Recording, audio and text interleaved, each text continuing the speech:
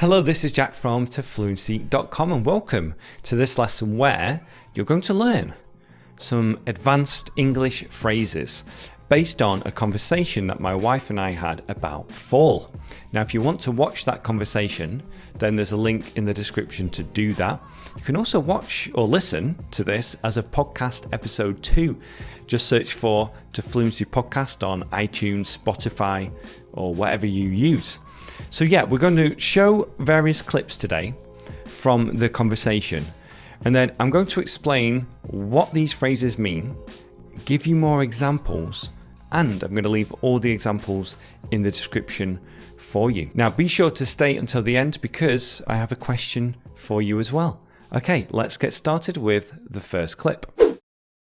This is your favourite season. It's one of my favorite seasons. I really like the transition from summer to fall. Kate said, I really like this transition from summer to fall. So I thought that fall was her favourite season, but she said, well, nearly, but it's that transition from summer to fall. Because that's the sweet spot here, which means the temperature is just right, where you can go outside and be comfortable. It's not too hot and it's not too cold. And I think I agree with Kate here. So the word transition means to change from one thing to something else. Another example is, I know a lot of people who become online teachers, and at first they find this transition from traditional in-person lessons to online lessons difficult. So they find this change difficult. They find this transition difficult. A few of the warmer beverages and soups and things that are more hearty and comforting. Number 2, hearty and comforting. So Kate was talking about food here, and she's talking about hearty food, which basically means, in my mind, it's when food is warm and it's very filling and satisfying. So think of things like lasagna, chilies and stews. And to get a better idea of what a hearty meal is, then just Google search hearty meals and see which recipes come up. A similar word from the UK is stodgy. It's not exactly the same, but it's very similar. And to have a stodgy meal in the UK means to have lots of carbohydrates, and it's warm and it's filling. Things like pies or bangers and mash. But it started to get a little bit cooler at night. It started to get a little bit cooler at night. So start to get, this is a verb pattern. Now what's interesting about this verb pattern is that you have the infinitive and the gerund after the word, and they both mean the same thing. So you can say, it started to get a little bit cooler at night, or it started getting a little bit cooler at night. Another example is, I've started working out again, which is true. Or I didn't actually stop, but let's say I stopped. I've started working out again, or I've started to work out again. Now, Kate also used the word get there, and get means become. And again, it's talking about a transition, a change. Another example is, he started to get a bit angry. I don't know why. For example, the TH sound is going away in London. Yeah, because that's right. Yeah, nothing instead of nothing. Oh. So that TH sound is going away, and you can see on a map how... Now this one isn't an expression or a word to learn. Instead, it's just something interesting where in the UK, people are predicting that the TH sound might disappear within 50 years. Because a few years ago, or a long time ago, only a certain amount of people made the F sound instead of the TH sound. For example, saying free instead of three. Now, sometimes I do this, especially when I speak quickly. And the map that I'm going to leave a link to in the description shows that this is spreading throughout the UK.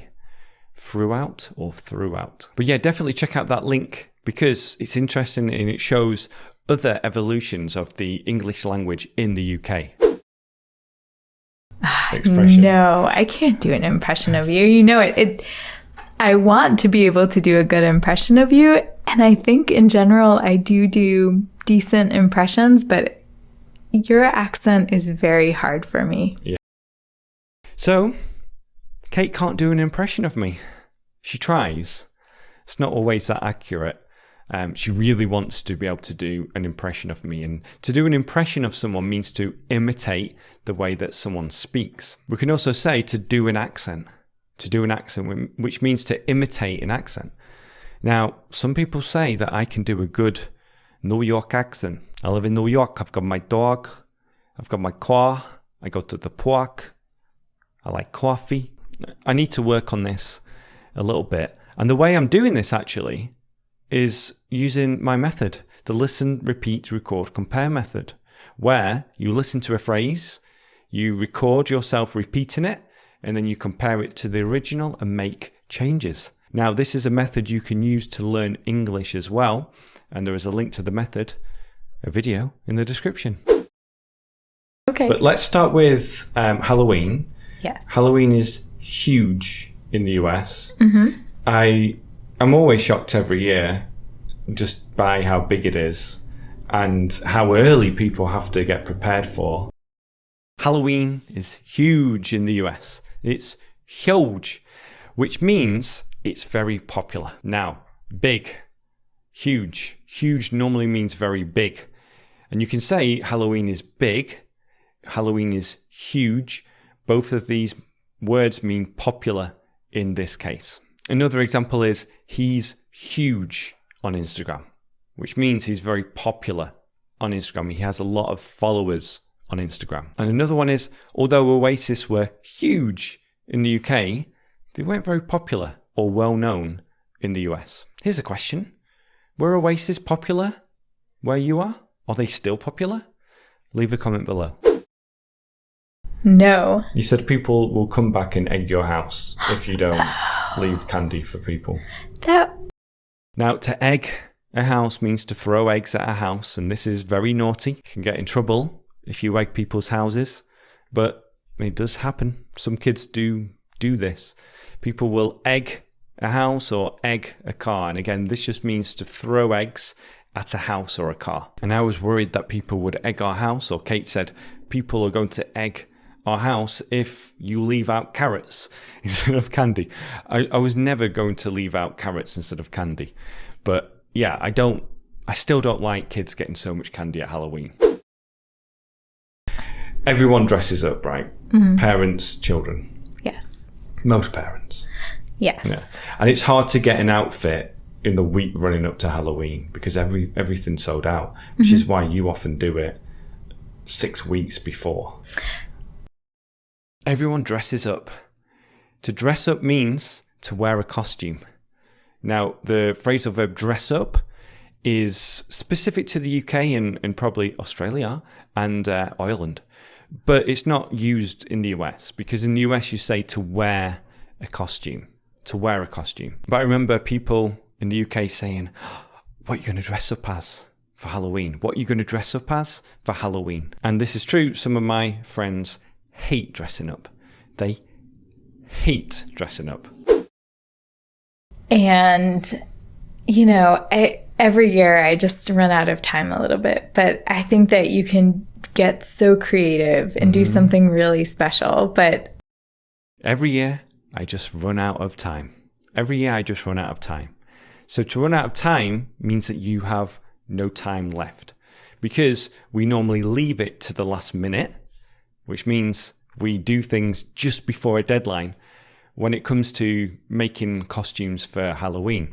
So we always run out of time. We don't have enough time to make a costume. Now listen to these two examples. We're running out of sugar and we've run out of sugar. We're running out of sugar and we've run out of sugar. So if we're running out of sugar, it means we still have a little bit of sugar left, but soon we won't have any left.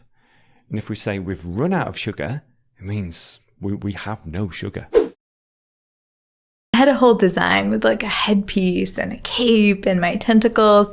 And in the end, all I ended up wearing were like some tights that I never had time to stuff.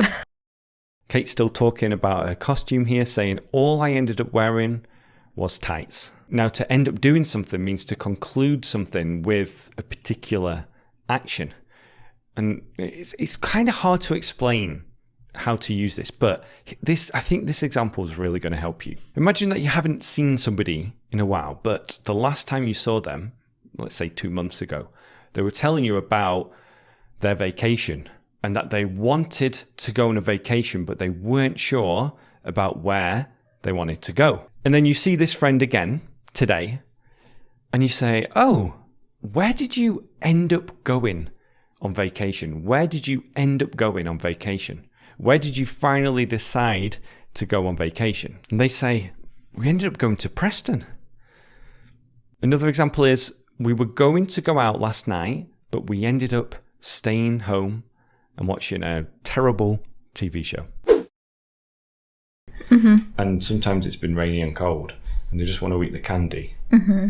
And then they get the sugar rush. And then the next day at school, you know, as a former teacher, the day after Halloween was the worst day to teach. To get a sugar rush. This means to get that uncontrollable energy after eating too much sugar. It's where kids especially get hyperactive and they can't sit still and they shake and they're constantly moving. But then after a sugar rush, normally you get a crash. And this is where you just feel tired, sometimes cranky. Sometimes children get cranky after a sugar rush. The person who used to live in the house that we live in now, it was known as the best house in the neighbourhood because they had all these decorations, but they didn't leave them for us. No. A neighbour got them. So then they put up all these new decorations. And yeah, the person who used to live in the house where we live now. So the person who used to live in our house means the person that lived in our house in the past. And people often get confused between used to, be used to, and get used to. For example, I used to live in Spain. So in the past, I lived in Spain. I am used to living in America because I've been here for 10 years and I'm accustomed to living here. I'm used to living here. But I'll never get used to people saying yogurt instead of yogurt. I'm not going to make that transition. What happens when the leaves fall? We'll say it on 3. 1, 2, 3. 1, 2, 3. Bag them up. Oh. Or put them in compost. To bag something up means to put something in a bag. Next. It's a little bit crisper. Mm-hmm. It's more crisp. And there's a little bit of a chill in the air at night. Yeah, chill in the air. What do I say when I come outside and there's a chill in the air and it's not humid? Kate talked about the weather, saying it was crisp and there was a chill in the air. Now, if something is crisp, or if the weather is crisp, it means that it is cold, but also clear. So you can imagine those winter days when it's cold but clear, so the sun is shining. And if there's a chill in the air, it means it's not too cold, but you're uncomfortable due to the cold, and you need to put some more layers on. You need to put some more clothes on. Yeah, I remember celebrating my birthday here and it was really warm. And I said I've never had a warm sunny day on my birthday in my life. But it can be hit and miss. It could be cold. Yeah. Near the end of October. I was talking about my birthday here and how sometimes at the end of October, where we live, it's warm and sunny, but sometimes it's cold. So the weather can be hit or miss, meaning it's inconsistent. It can be good or bad. Another example is that restaurant is hit or miss. Sometimes you get something great. Sometimes the food is terrible. Usually it depends on what you order. Okay, so those are the advanced phrases for you. Again, be sure to watch the conversation or listen to the conversation on your favorite podcast app. And then also go to the description to have a look at the phrases that we've talked about and just to read the examples that I've given you. And while you're down there in the description, check out the other videos as well. And be sure to get my book, The 5-Step Plan for English Fluency. Now, before I ask you the question, I just want to say, if you're new here or if you're old here, like the video. And if you're new here, subscribe and turn on the notification bell. Now, my question for you is, what is a typical Halloween like where you live? And do you dress up for this event? Do you dress up for Halloween? So leave those comments below. I look forward to reading them. Again, thank you for being here, and I will speak to you soon. Bye-bye.